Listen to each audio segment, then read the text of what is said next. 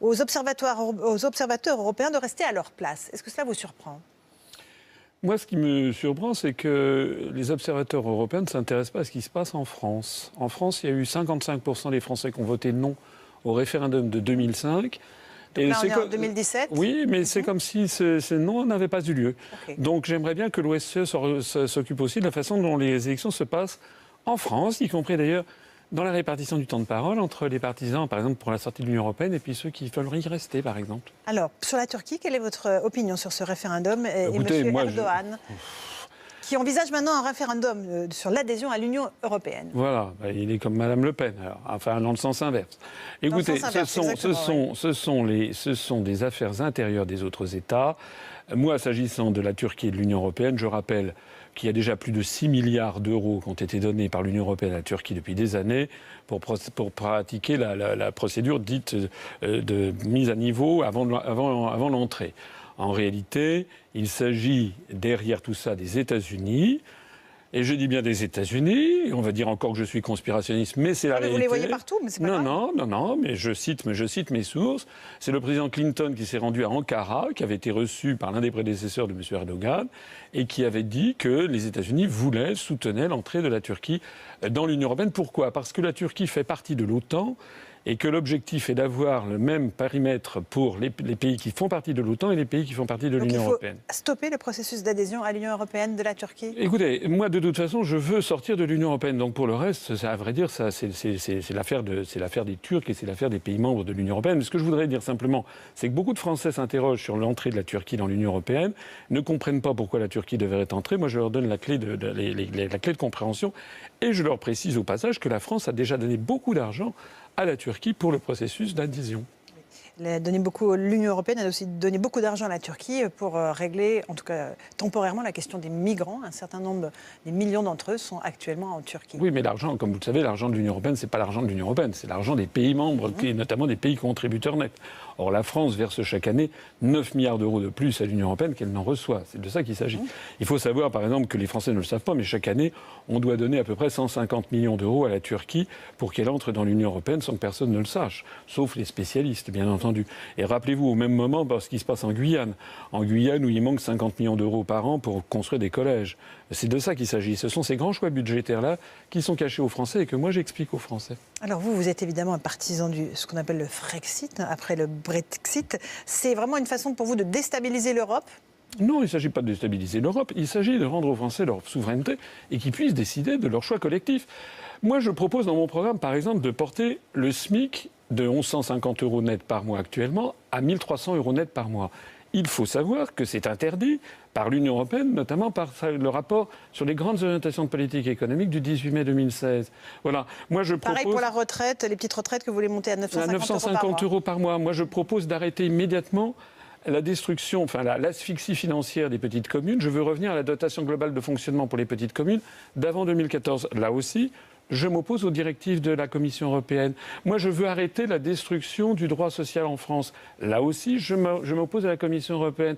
Moi, je veux également arrêter d'ubériser la société française. Vous savez, il y a plein de professions réglementées en France.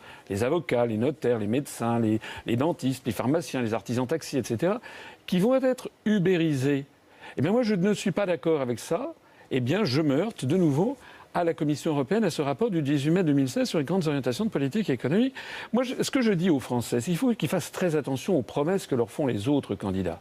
Parce que tout le monde le sait, les élections présidentielles, c'est le moment des promesses. Bon, ça c'est très gentil, les promesses.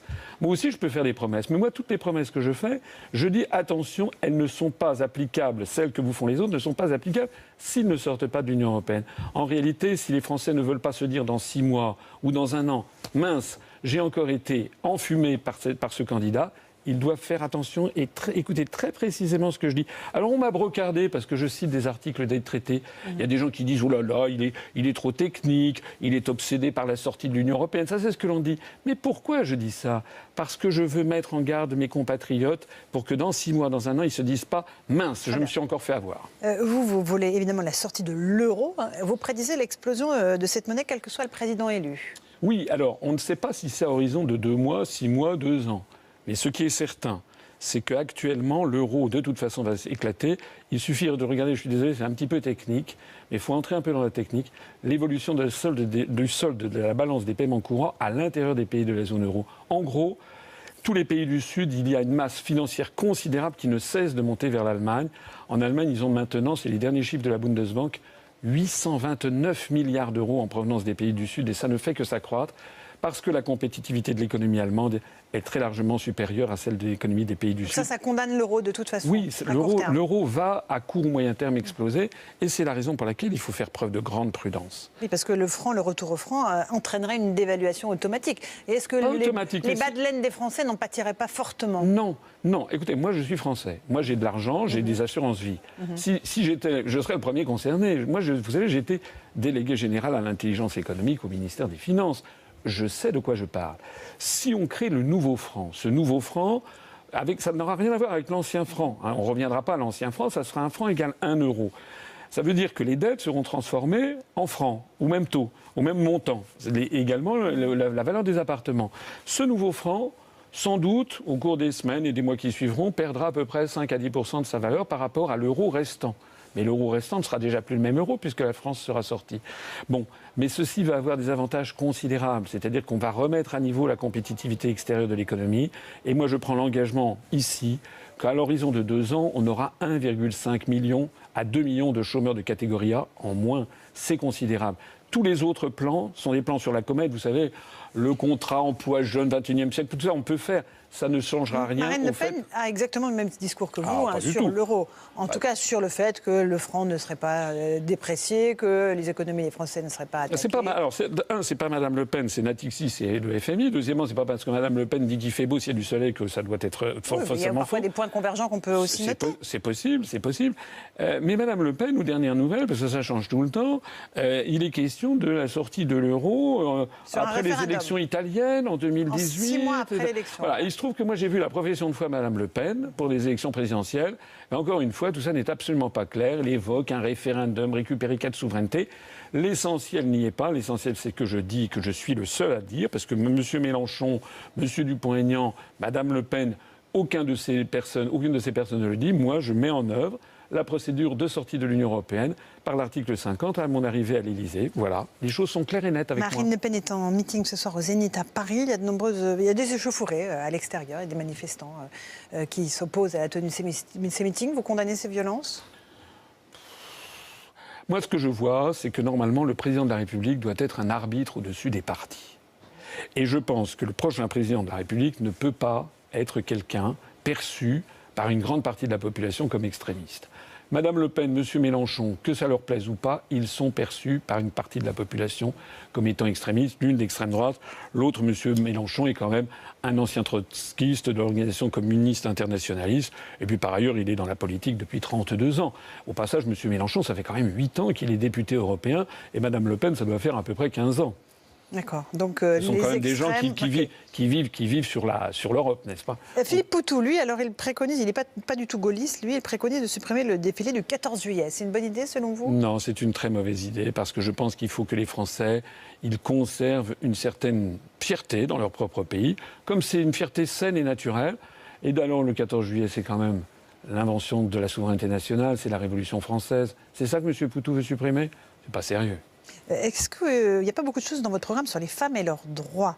Est-ce que vous aurez une ministre des droits des femmes? Est-ce que vous envisagez un gouvernement paritaire, oui ou non? Alors, par gouvernement, alors d'abord, nous serons présents dans les 577 circonscriptions législatives. Il y aura une stricte parité hommes-femmes parmi les candidats, ce qui n'est pas obligatoire.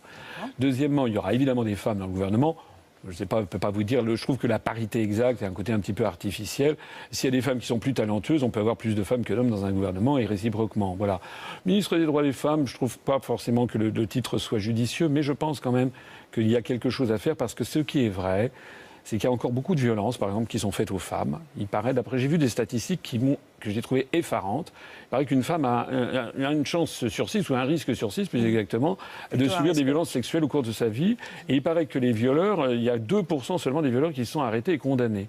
Là, il y a quelque chose qui ne va pas, et là, il y a quelque chose à faire en faveur des femmes. François Asselineau, est-ce que vous ne redoutez pas d'être victime de ce fameux vote utile qui est sur toutes les lèvres en ce moment, en cette dernière ligne droite qui va nous amener au scrutin de dimanche? Écoutez, j'espère que non. Je sais que tous les médias parlent de ça. Je sais que l'on fait mousser des sondages sur lesquels j'ai les plus grands doutes, parce que moi je vois comment les bookmakers britanniques ou les bookmakers suisses me donnent à des très hauts niveaux. Je vois aussi que sur Internet, j'ai des sondages qui sont plutôt très favorables.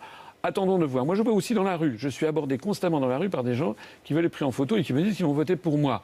Alors moi, les sondages, je n'y crois pas trop. En tout cas, ce que je voudrais dire ici aux gens qui m'écoutent, c'est qu'il faut voter pour ses convictions au premier tour et arrêter de voter pour des gens qui nous ont menés là où nous sommes. Il est quand même incroyable que personne ne dresse le bilan, par exemple, de M. Macron, qui a quand même été aux affaires depuis 5 ans, ou le bilan de M. Fillon, qui a quand même été Premier ministre pendant 5 ans. Le bilan de l'un comme de l'autre, c'est quand même, dans un cas comme dans l'autre, 1 million de chômeurs en plus. Quant à M. Fillon, il a fait passer la dette publique française, il l'a fait augmenter avec M. Sarkozy de 500 milliards d'euros en l'espace de 5 ans. On n'avait jamais vu une telle augmentation depuis Vercingétorix.